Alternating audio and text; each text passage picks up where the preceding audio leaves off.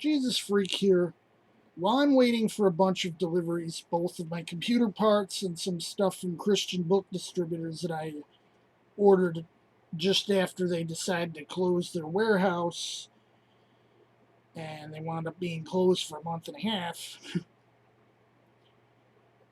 I figured I'd give you a look at some of the stuff before I got it.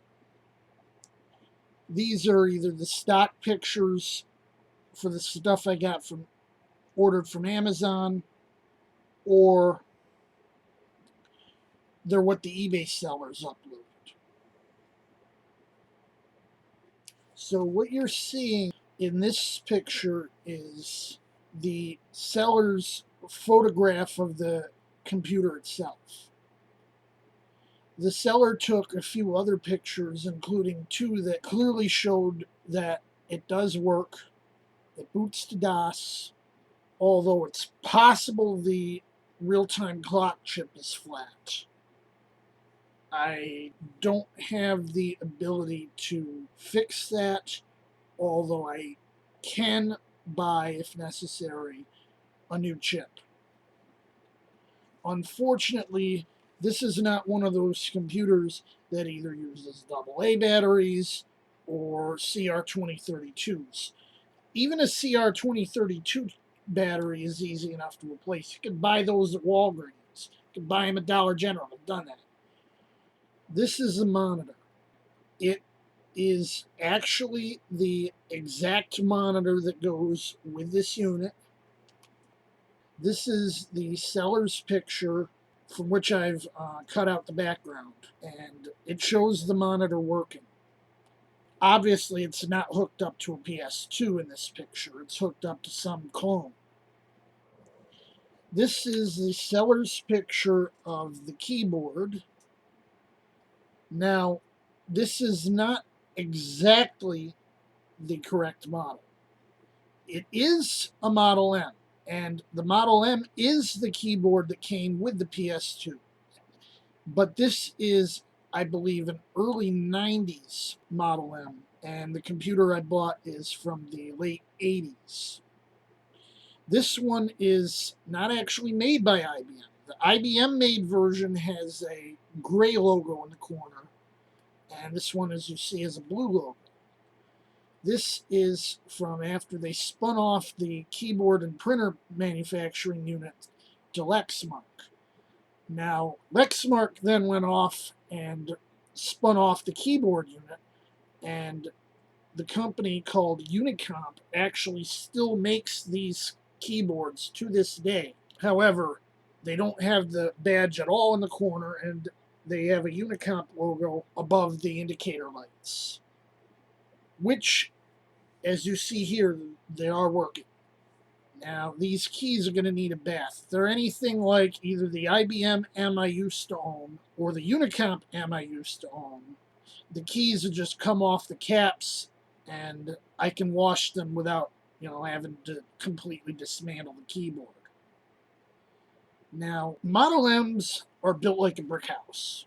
The last one I had, and the only one I've bought new, it lasted me about 5 years or so, and that was with, I ran that thing through the ringer. I tortured that thing, and it was constant use for years. And that was made relatively recent. So one of the older ones that was made by a larger company, on the same lines, but it's probably even better built. So this is a solid keyboard. These are the speakers.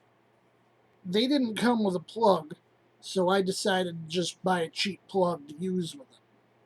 Other than the Amazon logo on the front, they look like cheap speakers that someone might have used on a no-name computer in the mid-90s. So that's good enough for me. I have experience with this exact model of sound card. My Pentium computer has, as I mentioned, this exact sound card installed. In fact, it's the only card it has installed. And it's a Sound Blaster.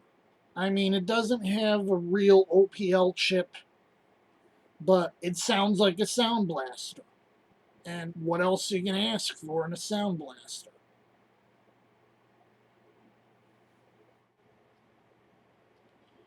Now, Zdebel's been on my case about installing Prince of Persia. I promise him I will.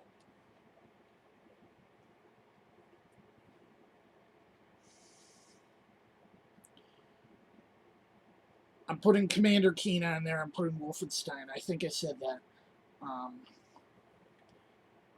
I don't know how well it's going to work. Someone mentioned Oregon Trail in my last video. There actually is an MS-DOS version of Oregon Trail. It doesn't have a speed control, so it might run a little fast on the 286. But since that was a system that was out, used in education, low-end kind of machine at the time, it might actually work. So I think I'm gonna try Oregon Trail on it. Now, someone commented about the green screens on Apple II computers, and I figured I'd just clean that up a little bit. The Apple II was a color computer.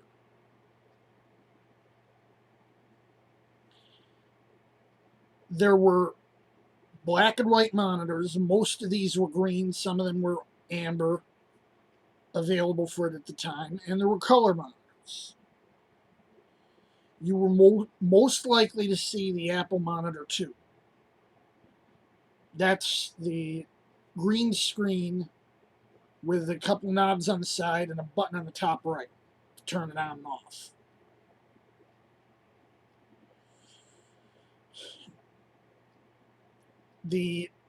When I had an Apple IIe, it had come with the Apple Color Composite, which has a bunch of dials under a flap. Now, those were pretty common too. Most of the ones I saw either had that or they had the monitor too. So I've seen AMDEC monitors.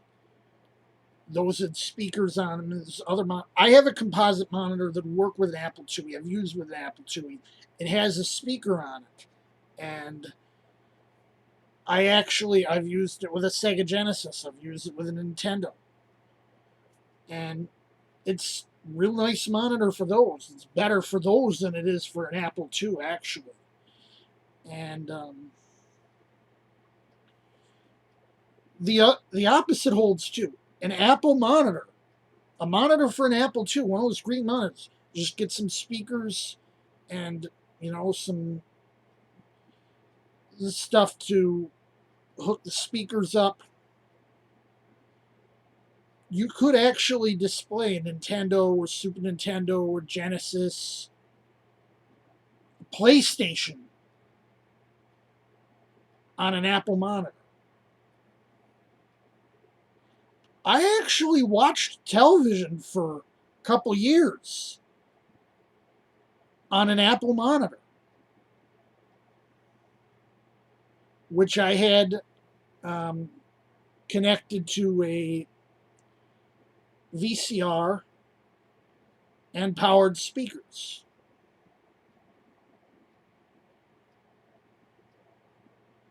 I just thought I'd bring that up. Jesus freak out.